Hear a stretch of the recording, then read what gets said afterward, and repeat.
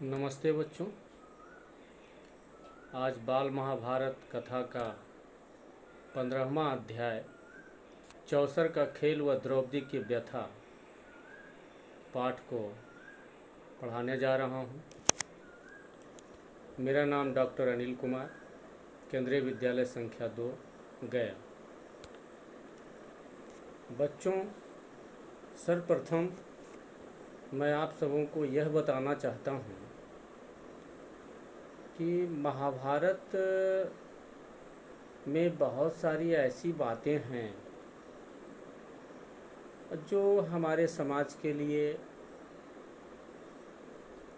किसी भी रूप में मान्य नहीं है। ये अलग बात है, पाठ्यक्रम में दिया गया है, हमें उसे आपको बताना है। मुख्य बात यही है कि आँख मूंदकर जो महाभारत में बातें बताई गई हैं उन सबों का पालन हमें करना है या नहीं करना है, इस पर अवश्य चिंतन मनन की आवश्यकता होगी। बच्चों, निश्चित रूप से मैं आपको समय समय पर बताता चलूँगा कि महाभारत के ये सब जो बिंदु हैं ये हमारे लिए किसी भी रूप में सही नहीं है। कुछ बिंदु ऐसे हैं, जैसे इस अध्याय में ही ये चौसर का खेल और द्रौपदी की व्यथा नाम से ही बच्चों स्पष्ट है कि चौसर एक प्रकार का जुआ है। आप समझ रहे होंगे, आपने पहले भी सीरियल में देखा होगा, पढ़ा होगा कि जुआ के कारण ही द्रौपदी को बहुत कष्ट सहना पड़ा। तो विस्तृत रूप में हम इस पाठ में देखेंगे कि किस प्रकार से जुआ का आयोजन होता है, उस खेल का आयोजन जिसमें इसको खेल कहा गया।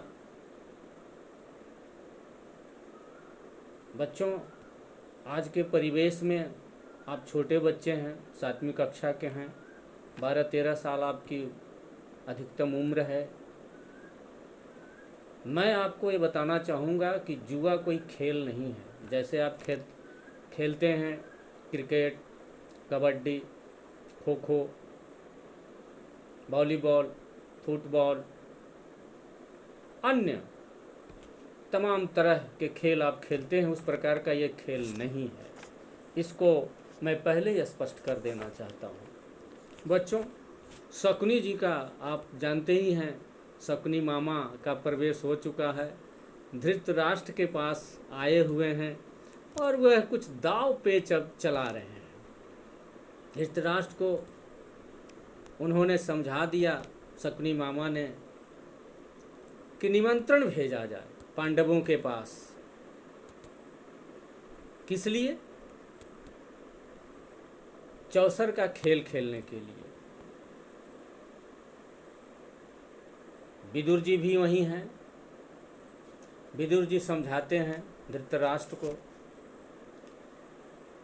कि यह विनाश का कारण होगा। किसी भी रूप में जुआ के खेल का आयोजन तथा कथित इस किताब में लिखा हुआ है चौसर का खेल। बच्चों, जुआ का खेल और चौसर का खेल मैं समझता हूँ कि कोई विशेष अंतर नहीं है, इसको ध्यान में रखिएगा। और फिर धृतराष्ट्र का आदेश होता है, विदुर जी के न कहने पर भी मजबूरन विदुर जी को इंद्रप्रस्थ जाना पड़ता है और वहाँ जाकर युधिष्ठिर से मिलते हैं। और उन्होंने बताया कि हस्तिनापुर में खेल के लिए एक सभा मंडप बनवाया गया है, उसे देखने और चौसर का खेल खेलने के लिए महाराज धृतराष्ट्र ने आपको बुलवाया है। युधिष्ठिर ने चौसर के खेल को बुरा बताते हुए उसके विषय में विदुर की राय जाननी चाहिए। बच्चों, यहाँ धृतराष्ट्र का चरित्र बिल्कुल उत्तम पवित्र नजर आ रहा है, क्योंकि वे जान रहे थे कि चौसर का खेल ठीक नहीं होता है, ये विनाश का कारण भी बनता है। विदुर जी कहते हैं, बताते हैं बच्चों कि यह तो किसी से छिपा नहीं है कि चौसर का खेल सारे अनर्थ की जड़ होता है। मैंने तो भरसक कोशिश की थी कि इसे न होने दूं। वो बता रहे हैं, समझा रहे हैं युधिष्ठिर के पास जाकर, किंतु राजा ने आज्ञा दे दी तो मुझे आना पड़ा। अब जो तुम्हारी इच्छा है अब आप करो। राजवंश में एक परंपरा चलती है बच्चों, उस परंपरा के अनुसार खेल के निमंत्रण को अस्वीकार नहीं किया जा सकता।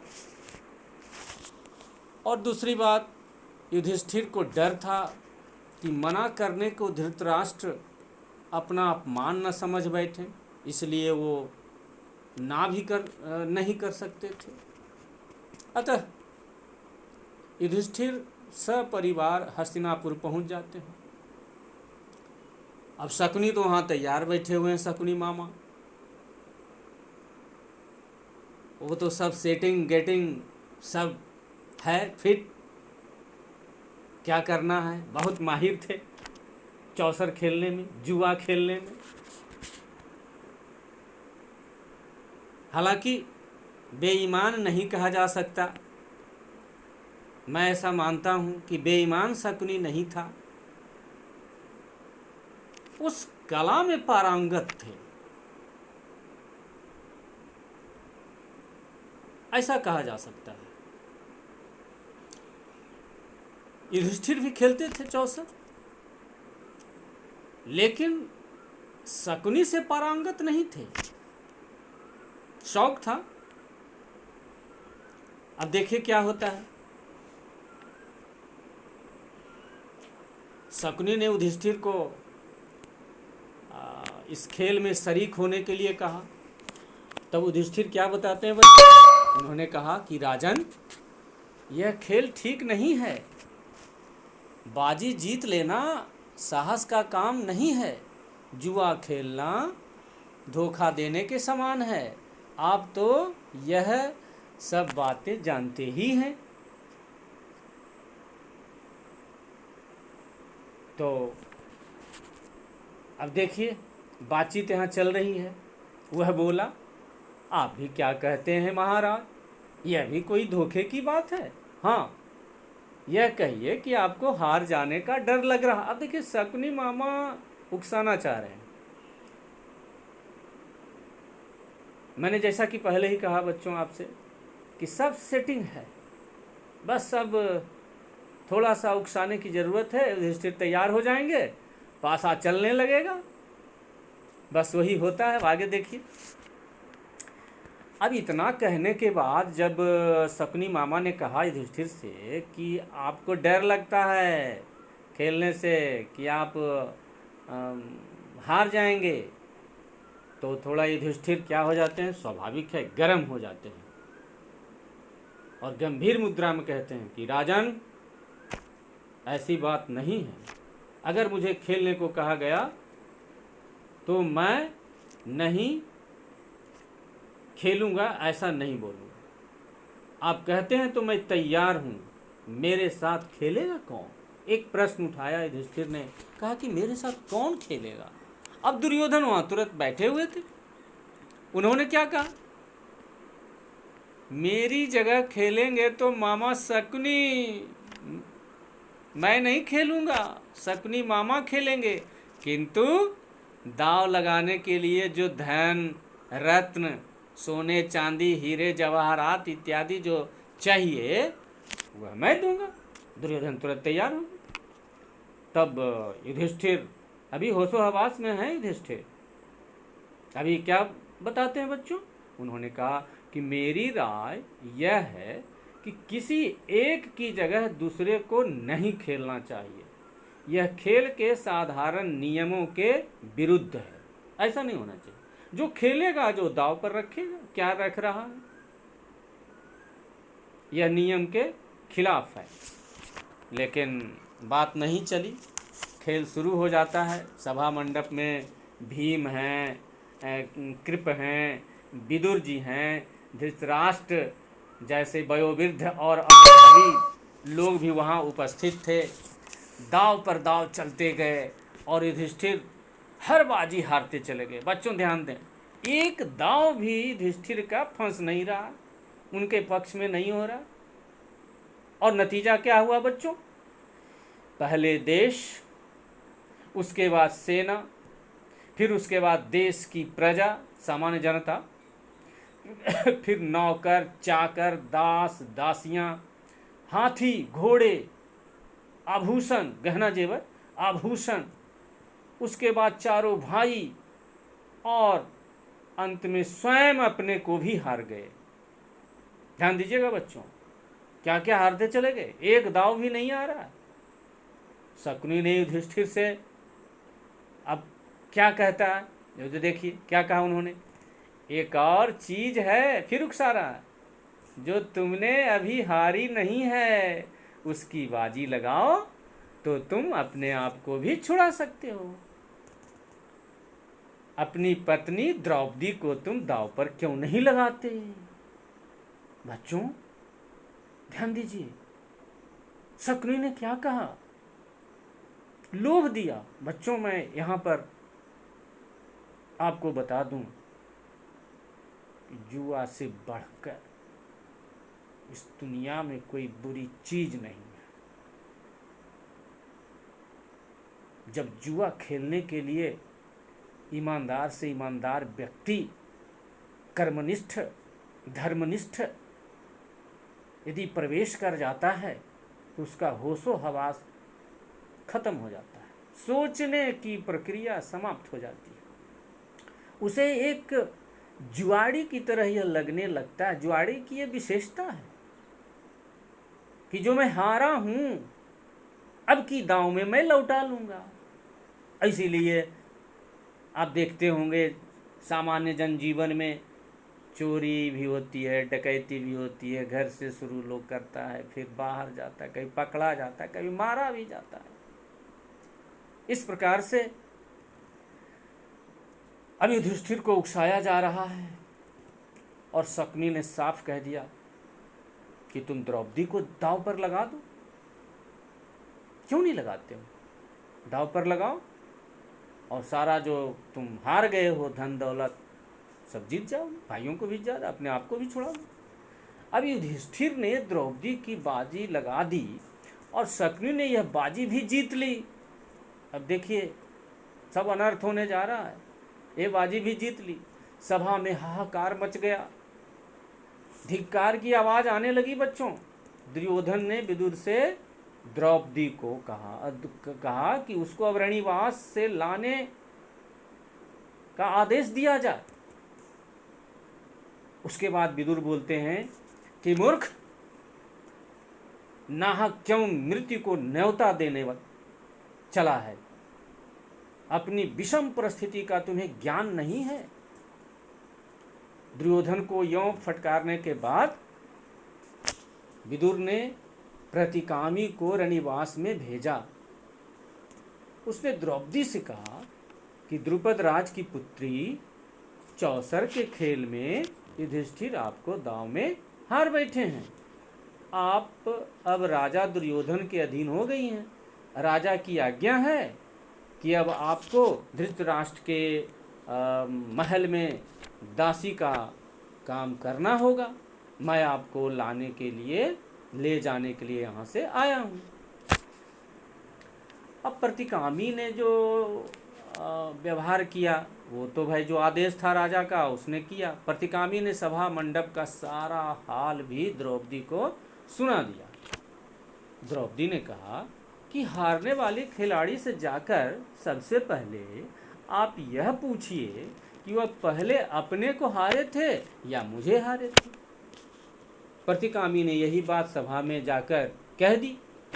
दुर्योधन ने कहा कि उससे कहो कि स्वयं ही आकर अपने पति से यह प्रश्न पूछे। द्रौपदी ने जाने से मना करते हुए कहा कि यदि युधिष्ठिर उत्तर नहीं देते हैं तो सभा में जो सज्जन लोग बैठे हुए हैं उनका उत्तर आकर मुझे बताओ कि वे लोग क्या कह रहे हैं। बहुत लोग बैठे हुए हैं, अनुभवी अनुभवी लोग। प्रतिकामी के लौटने पर झल्लाए हुए दुर्योधन ने दुशासन को भेजा। मतलब फिर आना जाना लगा हुआ है, बार बार द्रौपदी लौटा देती हैं प्रतिकामी को और वह बार बार जाता है। लेकिन दुर्योधन अब किसे भेजता है बच्चों? दुशासन को भेजता है। दुशासन द्रौपदी के बाल पकड़कर घसीटते हुए द्रौपदी को सभा भवन में ले आता है। और ये जो दृश्य है इसको देखकर धृतराष्ट्र के पुत्र, यहाँ समझने की बात है, धृतराष्ट्र के 100 पुत्र थे कौरव, लेकिन उसी में से एक विकर्ण नाम का पुत्र था। उन्होंने क्या कहा? उपस्थित वीरों सुनिए, युधिष्ठिर को धोखे से बुलाकर न्यायोचित खेल नहीं हुआ है। द्रौपदी को दांव पर लगाने का युधिष्ठिर को अधिकार ही नहीं है, क्योंकि वह 5 पांडवों की पत्नी है। दूसरी बात यह है बच्चों, उन्होंने कहा कि युधिष्ठिर जब खुद हार गए तो द्रौपदी पर बाजी लगाने का अधिकार उनको नहीं रह गया है। उन्होंने दांव पर कैसे लगा दिया? हारा हुआ व्यक्ति कैसे दांव पर लगाएगा किसी को? और तीसरा कारण भी उन्होंने बताया, विकर्ण ने, शकुनी ने उनको ऐसा करने के लिए उकसाया था। अतः यह सारा खेल नियम के विरुद्ध हुआ है। द्रौपदी नियम पूर्वक नहीं जीती गई है। अब इतनी बात बहुत हिम्मत करके विकर्ण ने कह दिया। बच्चों यहाँ एक बात ध्यान में रखना है कि धृतराष्ट्र के 100 पुत्र कौरव आंख मूंदकर यह नहीं मान लेना है कि सारे गलत रास्ते पर चलने वाले थे। प्रमाण यहाँ सामने है। विकर्ण जो 100 पुत्रों में से ही एक पुत्र था, उन्होंने साफ कहा कि यह न्यायपूर्ण बात नहीं है। गलत ढंग से उसका करके और चौसर का खेल में शरीक होने के लिए कहा गया। तब युधिष्ठिर ने खेला और हारा हुआ व्यक्ति युधिष्ठिर तो स्वयं को, जब चारों भाइयों को हार गए, स्वयं हार गए। और फिर वो शकुनी मामा के उकसाने के बाद उन्होंने द्रौपदी को भी दांव पर लगा दिया और हार गए। ये न्यायोचित बात नहीं है। अब विकर्ण ने इतना भाषण दिया, इतना उन्होंने कहा, अब पूरी सभा में कोलाहल मच गया कि ये कौन सी बात हो गई भाई, कितनी हिम्मत वाला व्यक्ति है। यह सब देखकर कर्ण जो थे वीर, उन्होंने अपने क्रोध को दिखाते हुए कहा कि विकर्ण, अभी तुम बच्चे हो, सभा में इतने बड़े बूढ़ों के होते हुए, यानी अनुभवी लोगों के होते हुए तुम कैसे बोल पड़े? तुम्हें नहीं बोलना चाहिए था। तुम्हें यहाँ बोलने और तर्क वितर्क का कोई अधिकार नहीं है। अब जो बोलना था विकर्ण को, उन्होंने तो बोल ही दिया। अब इसके बीच में क्या होता है बच्चों कि दुशासन द्रौपदी की साड़ी को खींचने लगता है। बड़ी विद्रूपता है। आप छोटे बच्चे हैं,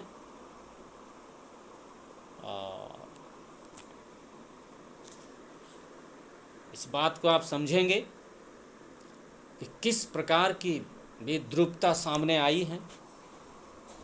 अब ज्यों-ज्यों साड़ी को खींचता जा रहा है दुशासन, वस्त्र भी बढ़ता जा रहा है और अंत में खींचते खींचते दुशासन थक जाता है। उसकी सांसें फूलने लगती है, हाँफने लगता है और वह एकदम बेदम हो जाता है। फिर भी वह खींचे चला जा रहा है। अंत में वह थकान के कारण बैठ जाता है और दुशासन की इस हरकत को देखकर भीम ने भरी सभा में प्रतिज्ञा ले ली। क्या प्रतिज्ञा ले ली? कि मैं इस दुरात्मा दुशासन को एक दिन समाप्त करूंगा। और उन्होंने प्रतिज्ञा की कि जो दुरात्मा इसके अंदर खराब आत्मा बसी हुई है, इस दुशासन की छाती को चीर कर ही दम लूंगा। उन्होंने भरी सभा में प्रतिज्ञा ली। और बच्चों, उसके बाद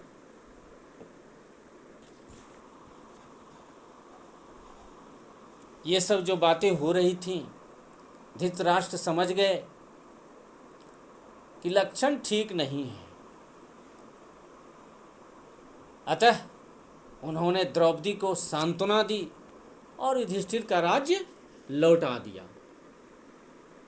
इसके बाद पांडव द्रौपदी के साथ इंद्रप्रस्थ के लिए चले गए, विदा हो गए। दुशासन और शकुनी